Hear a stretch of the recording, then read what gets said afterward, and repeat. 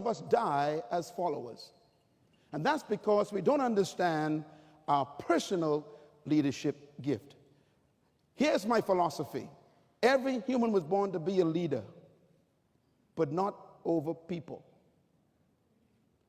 One of the most amazing things I discovered about God is that there are only two animals God related himself to and identified with.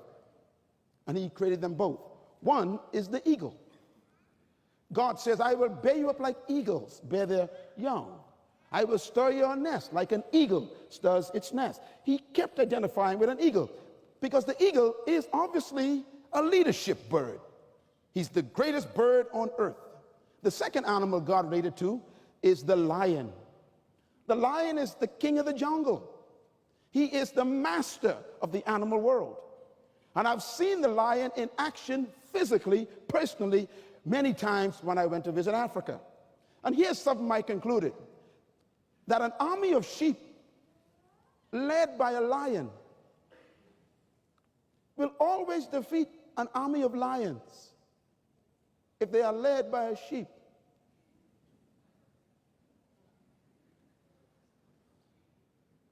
Let me repeat it, because you missed it. And that's my point. An army of sheep led by a lion will always defeat an army of lions if they are led by a sheep.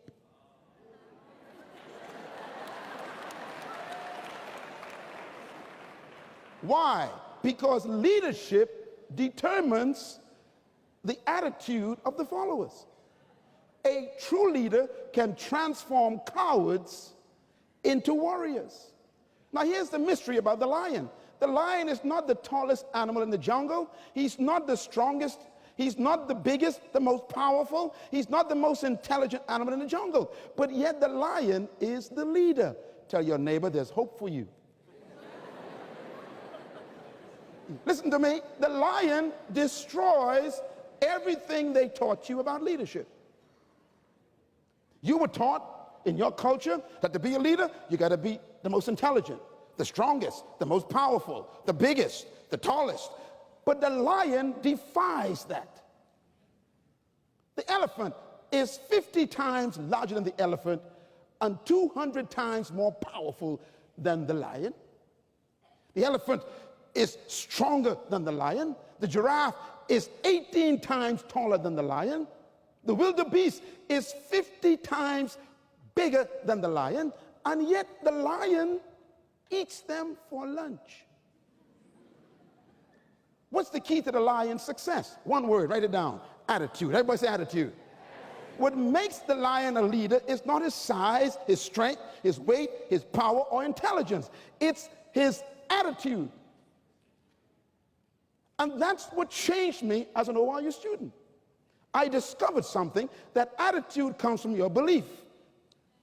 You begin to discover that your potential can achieve anything, and that belief produces confidence.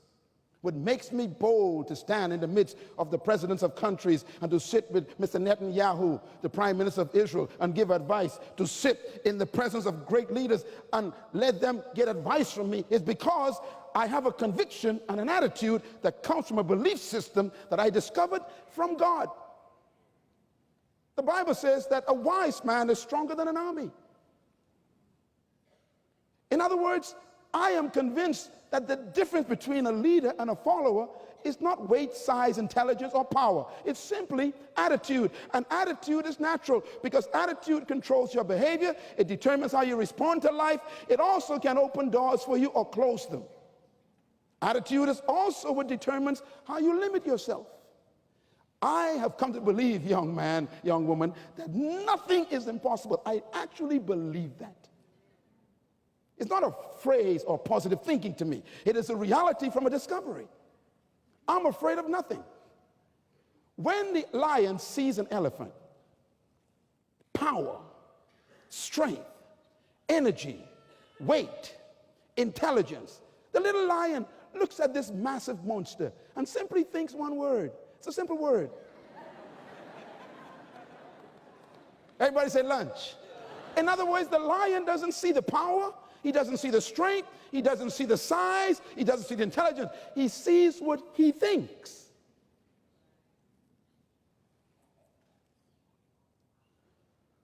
It's lunch. And that perception controls his behavior. In other words, write this down. Attitude determines your limitations. Attitude also is a part of your belief. The lion believes he can eat the elephant. His belief reduces the elephant to lunch. Listen, nothing is as big as it is. It's as big as you see it. Nothing is as powerful as it really is. It's as powerful as you see it. And in other words, your life is exactly what you think it is. An attitude is manifested by that belief system, and therefore your philosophy of life is a product of your ideas of what you see. I've come here today to change you in 30 minutes, because if you can just see yourself differently, everything else changes around you. In essence, let me put it this way, and write this down, please. The power of leadership comes from belief and attitude. Look at those lions. They don't care how big the elephant is, it's lunch. Do you know that the lion looks at the elephant, reduces it to lunch, and the elephant, even though he's bigger and stronger, looks at the little cat lion and actually trembles? Which means that the elephant makes the lion larger than himself. And the lion makes the elephant smaller than himself. And it happens right between the ears. How do you see your dream, your vision? Do you think it's impossible? No, it's simply lunch. How do you get to think like this? I want to tell you something very simple. Write this down. You cannot become beyond your belief system. You are exactly what you believe. And if you want to change, you have to change your belief system. In essence, you will only change when your belief system changes, because you cannot lead beyond your philosophy. And your philosophy is your way of thinking. And you can only lead out of your philosophy because you will change when your philosophy changes. The word philosophy sounds like a big word, but it's simply two words put together. It's the word philo and osophy. Philo means to love. Osophy means to think. So a philosophy simply is what you fall in love with your own thoughts about. A philosopher is simply somebody who loves their thoughts so much they believe them. And every human on earth has a philosophy. There's a man right now sleeping under a bridge in this city on a cardboard box. He has a philosophy of life. There's a drug dealer somewhere in the night about to sell some pills to someone. He has a philosophy of life. Your philosophy is what you've come to believe as truth. And if your philosophy is coming from a wrong truth, or an improper thought, or corrupt ideas, then your life will be corrupt. In other words, Solomon was right. As a man thinketh in his heart, so is he. Here's what I discovered is God's philosophy. You might want to remember this as long as you live, because this is what changed me at Oral Roberts University. Number one, every human was created to lead. What did I say? Every human was created to lead. Say it with me. Every human was created to lead. Now, the problem with that statement is most of you professors in here got a problem with that. Because your first thought is, if everybody's a leader, who's going to follow? I used to believe that. I was born in a country in the Bahamas where we were oppressed by the British Empire for 294 years. We were taught we were second-class citizens and we could never rule. Today, I have the highest honor from the Queen of England called the OBE Award, presented by the Queen herself on me. Now, they used to tell me that I was a half-breed monkey, but now I got the OBE. They were confused. They said, how do you move from being a subjected spirit to a ruler in the world? Simple. I changed my mind.